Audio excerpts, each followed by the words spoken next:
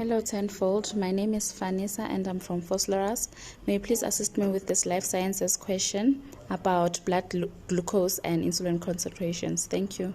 The graph below shows the effect of eating many small meals, guys, remember, many small meals versus eating fewer large meals. This doesn't apply to guys who eat 20 large meals a day, because I know all growing grade 12 boys are going to be eating lots of large meals. We're talking about normal people that eat normal meals. Okay, so it's on the blood glucose. So we're looking at glucose and insulin concentrations in a normal person. So this isn't a person with diabetes, it's a normal person.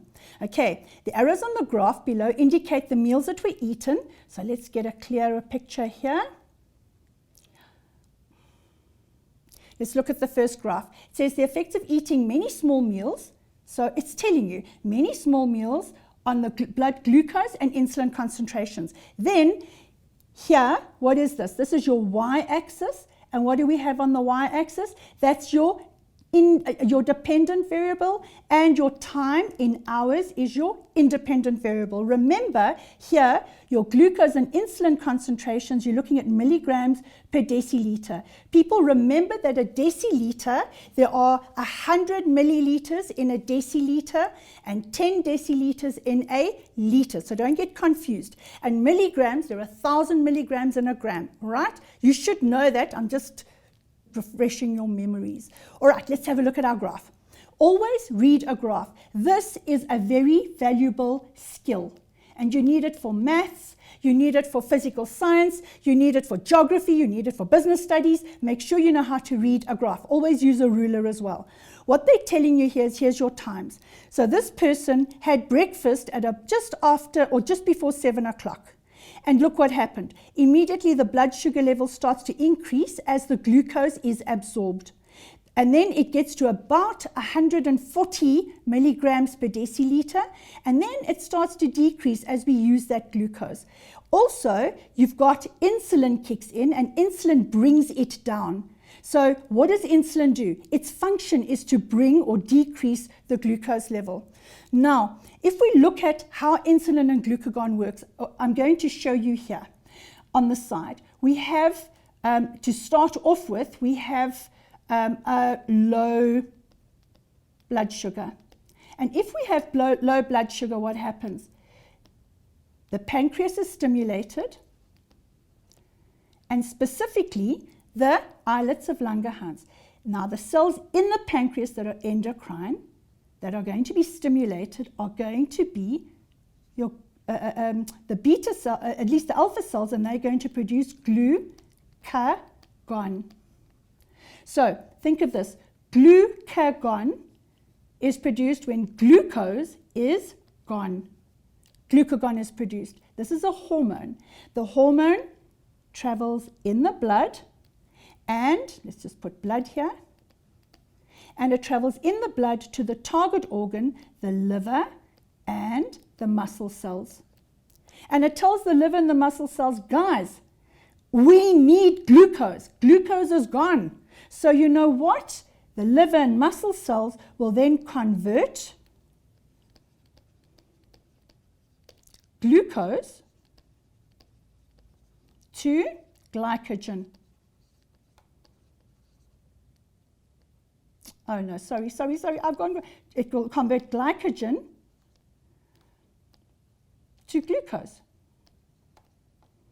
And you know what that does? That will then increase blood sugar.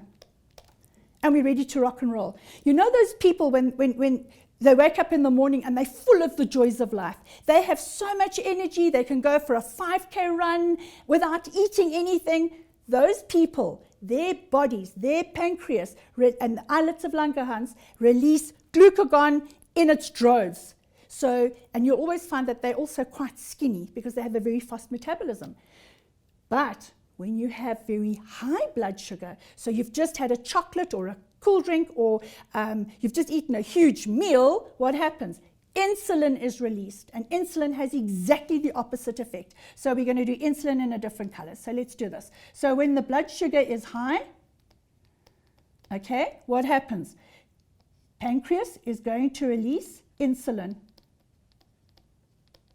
Okay, and that insulin is going to travel in the blood as well, and it's going to go to the liver and the muscle cells, because they are the target organs, and they are going to cause them to convert glucose to glycogen. And I was silly here because I now have no space, and that is going to then cause a decrease in your blood sugar. All right, so insulin works opposite to glucagon. They are antagonistic. Glucagon is going to increase your blood sugar, insulin decreases it. Now, if we look at this graph, let's get our yellow back. As the glucose level increases, insulin increases, and it causes the glucose to come down. Why? Because it tells the liver and the muscle cells, guys, convert the glucose to glycogen and store it. Okay, now, if we have a look further down and we look at the effects of eating fewer, larger meals on the blood sugar and glucose level and insulin, what happens? This person is going to eat just before 8. They eat a mammoth meal, right? That then pushes the blood glucose level way up. Look here, it goes beyond, that should be 160 and the 180, these two, so let's just fix that, 60 and that's 80, and it pushes it way up.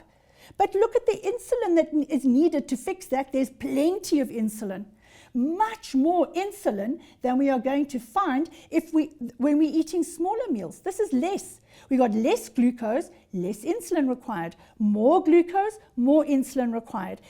So now it comes down.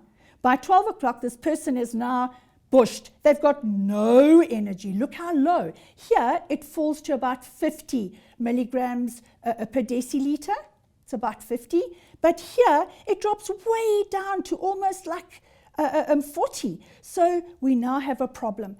No blood sugar, you're tired, listless, no energy, and it then increases again once you've eaten. And then another eating session here, and it lifts and it makes you nice and sleepy. So what do you think? Having a look at these graphs, what does your common sense tell you? Eating lots of small meals is much better than eating a large 2 or 3 large meals. So here we go. State what happens to the blood glucose concentration immediately after a meal is eaten. People, they're asking you nothing other than what you see here. What happens? The blood glucose level is going to increase. Let me just get my pen again. Blood glucose increases. I mean, you don't even have to know anything. You just have to be able to read a graph. Okay, we are going to go for a quick ad break.